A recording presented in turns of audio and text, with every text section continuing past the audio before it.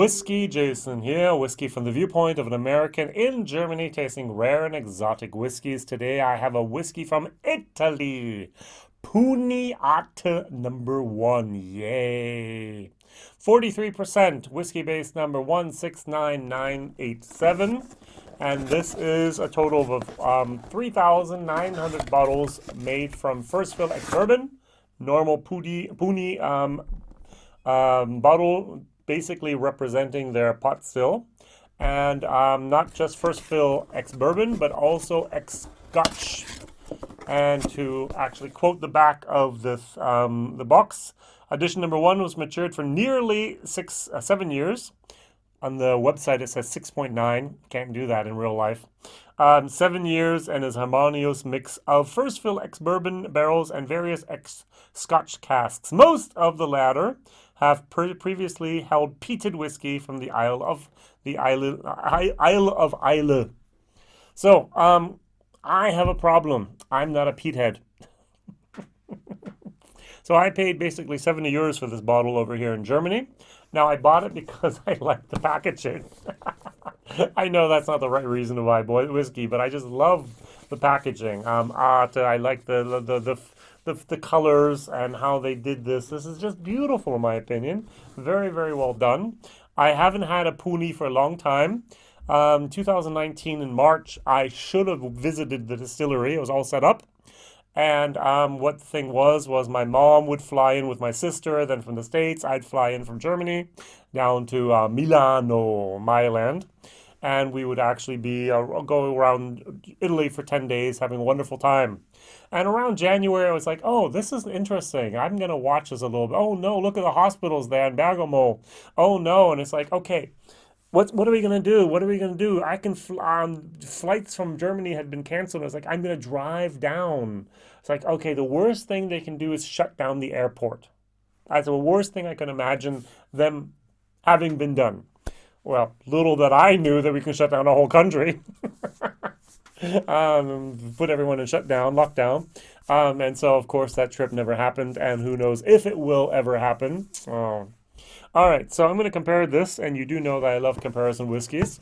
And so I just wanted another whiskey from Italy, from Puni. And that was a little bit of a moment of, oh, back then, remember?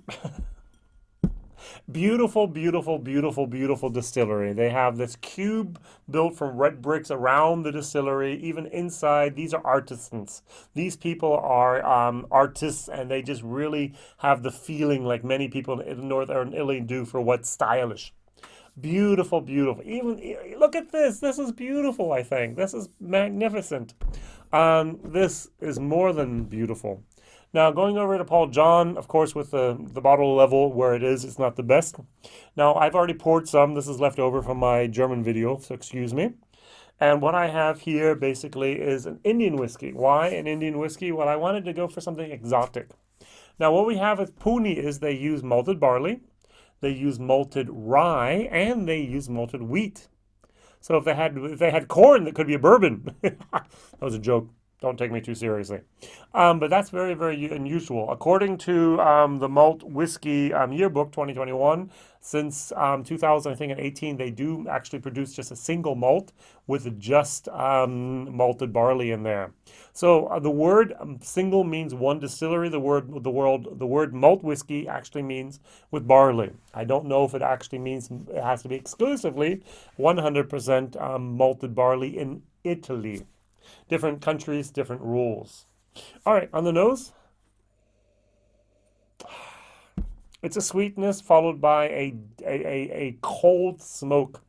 Now, where did they get the smoke for this? As I mentioned, Islay casks.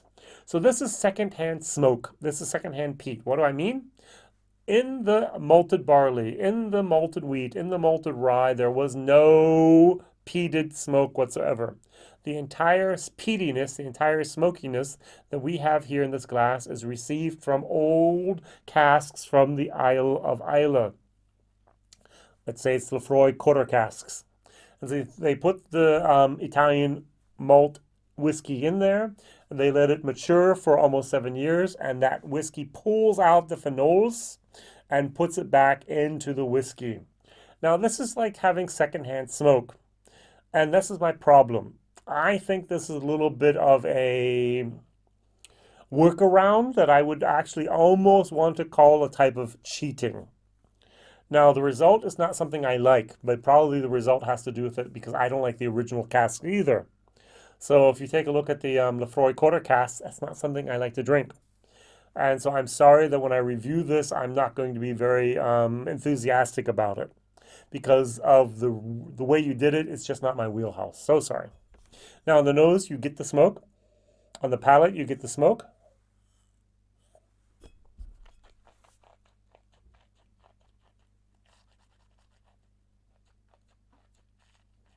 Hmm. It's like, oh, this is a nice fruity, sweet whiskey, nice. And then it turns into like a dark, burnt, almost caramel. And then that smoke kicks in. It's like there's, I think Ed from the Rot Gut review says if there's not enough smoke, it tastes a little bit like old gym socks. And that's the type of flavor I'm getting here. It's not a peaty wow moment, and I've had peaty wow moments. This is not it. This is a wet gym sock type of yuckiness. My personal opinion. So sorry. It's not my cup of tea. I'm giving this a D, unfortunately. The packaging, I'm going to give like a B plus. I bought this because of the packaging. Luckily, I have a group of people that I do bottle shares with, and this bottle was gone within 25, 35 minutes. That was great. Other people wanted to try it as well, and so I'm going to be satisfied that I get to fill up little sample bottles and send this off to people that are hopefully going to enjoy it much more than I do. Value for money. I think 70 euros for almost a 7-year-old whiskey is not cheap. I keep on talking about the rule of 10 euros per year. Now, that would be, for example, for Buna Habin 12 would be 120 euros. Get out of here. No way. And so if this is 10 euros per year, it's not worth it. Sorry. Um, Even on the nose, I kind of had the feeling that it was like a blended whiskey, maybe 12, maybe 16, maybe even 18 years old. So congratulations on that. You tricked me on the nose that it smells much older and it actually tastes older than it is. I get no metallic moments. I get no youthfulness. I get a good, solid whiskey that's just not my wheelhouse. Going over here to Paul John instead, the brilliance. I should have taken the edited because it also has a partial peated moment. The bold is with peated malted barley made from Scotland, actually.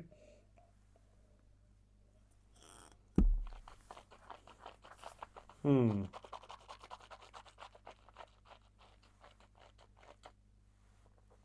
Very unique, very different.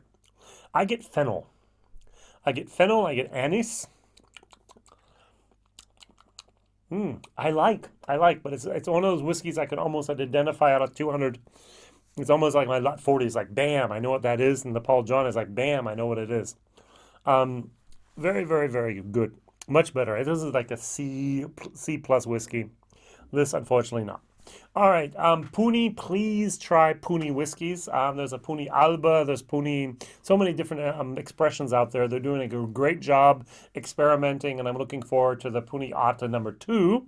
Maybe it might not have the ex Isla casks. If it doesn't, I might buy it. I might review it again. All right, limited edition, 3,900 bottles. Over in Europe for 70 euros, whiskey base number 169987. Non-chilled filtered, 43%. Interesting.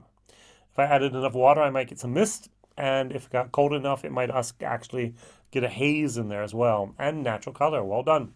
Thank you very much for watching Whiskey Jason. Please like, subscribe, tell others, maybe even share this video, even though I'm not a fan of the cask selection that were used here. Still, I really think Puni's worth a trip if you're ever in the area. You can travel again, and it's also worth a try. I like the bottles, I like the whiskey concept, and I like what they're doing there. Just not a fan of this one particular bottling. All the best, Whiskey Jason. See you soon. Bye bye.